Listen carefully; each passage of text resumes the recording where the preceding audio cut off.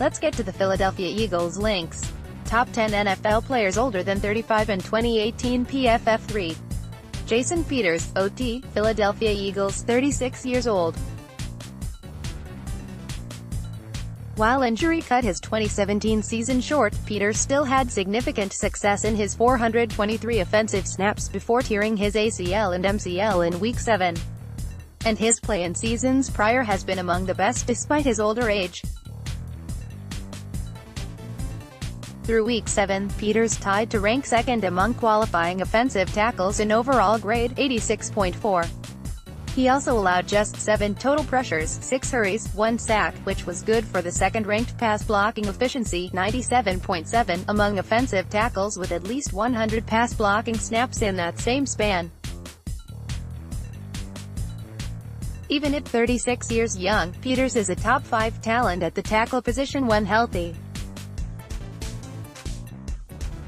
Leroy Reynolds could be a nice pickup for the Eagles. BGNTHE Philadelphia Eagles added to their linebacker depth a few weeks ago by signing Leroy Reynolds. The 27-year-old isn't a lock to make the final roster, but his chances have certainly increased recently due to Paul Warrilow suffering a season-ending ACL injury and Michael Kendricks getting released. In order to get to know more about Reynolds, who may end up being more important to the Eagles than originally thought, I reached out to several writers who used to cover him: Dave Choate from The Falcoholic, Ryan Day from Big Cat Country, and Lester A. Wiltfong Jr. from Windy City Gridiron. Mailbag: how long before the NFL copies the Eagles' analytics-based aggressiveness on fourth down? Philly voice Al Peterson embraced his green light on aggressiveness, and didn't fear backlash.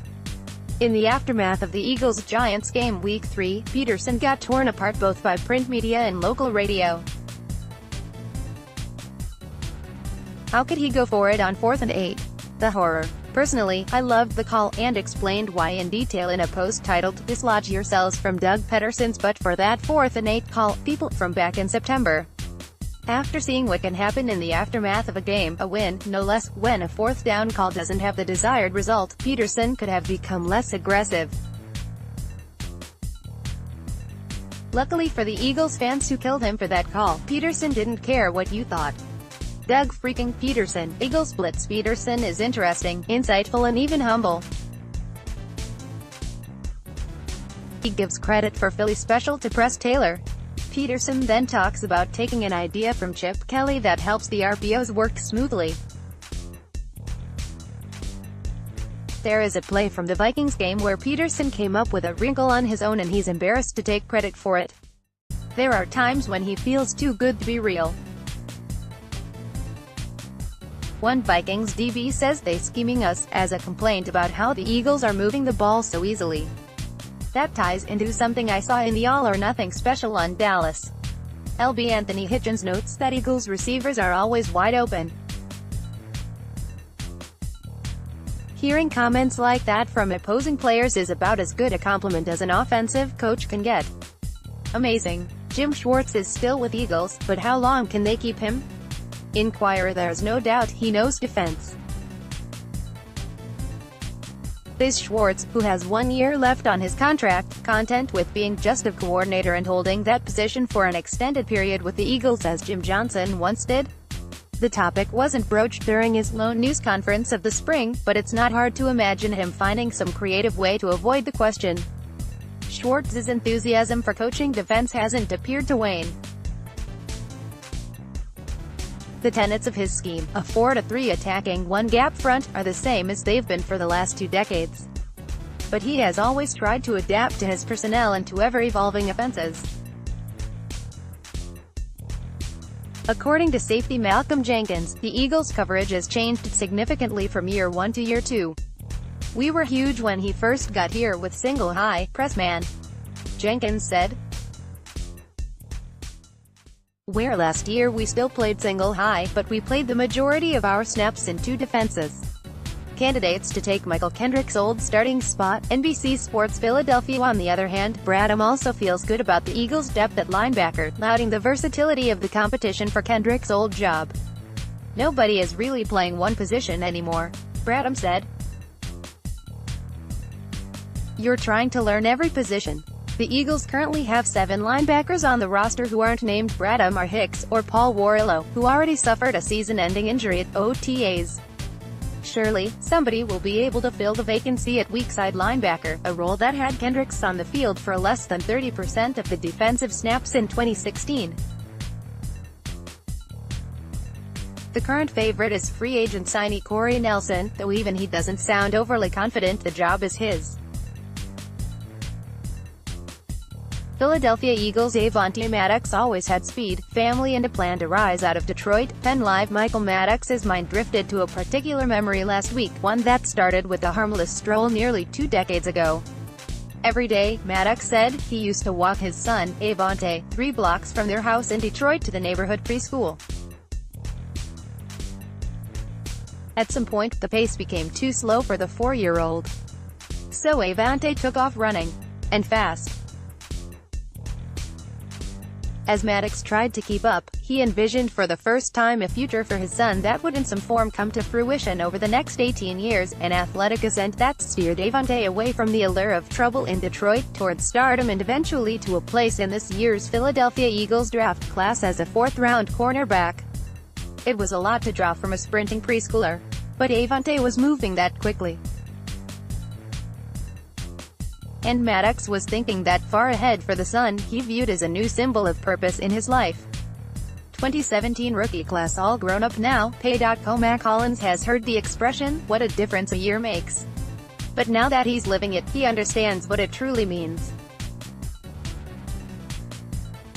A year in time for Hollins has made, well, all the difference in the football world.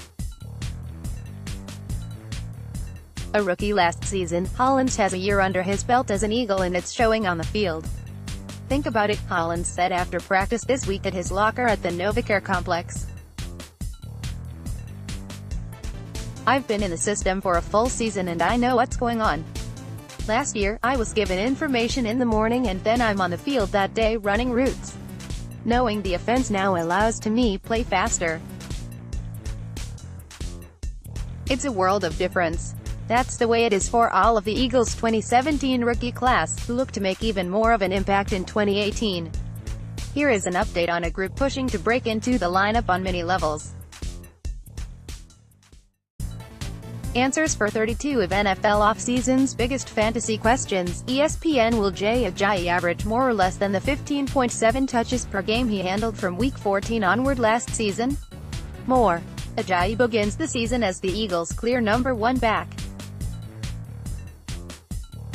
He'll be sharing the load with Corey Clement and Darren Sproles, but with LeGarrette Blount out of the picture and a half-season in Doug Peterson's system under his belt, Ajayi is in line for a bigger role. 7 teams that might want to target Teddy Bridgewater in a trade with the Jets. SB Nation: after missing all but 1 game over his last 2 seasons, newly acquired quarterback Teddy Bridgewater is a low-cost lottery ticket for the New York Jets. With Josh McCown and 2018 first-round draft pick Sam Darnold on the roster, however, the best way for Bridgewater to maximize his value for Todd Bowles' team could be to play somewhere else. That's not to say that Bridgewater can't earn the starting job with the Jets. In a league where even average quarterback play is rewarded with 8-figure annual salaries, a 25-year-old passer with a Pro Bowl pedigree like Bridgewater would bring a solid return in a preseason trade. His inexpensive 1-year, $5 million contract and encouraging reviews from the start of Jets official team activities, OTAs, could even be enough to wipe away concerns about his relatively meager numbers in Minnesota or, more importantly, the catastrophic knee injury that cost him nearly 2 full years of his NFL career. Social media information: BGN Facebook page, click here to like our page. BGN Twitter, follow at Bleeding Green. BGN Radio Twitter, follow at BGN_radio. BGN Radio Facebook, click here to like our page. BGN Radio Patreon, support the show. BGN Manager, Brandon Lee Godin, follow at Brandon Godin.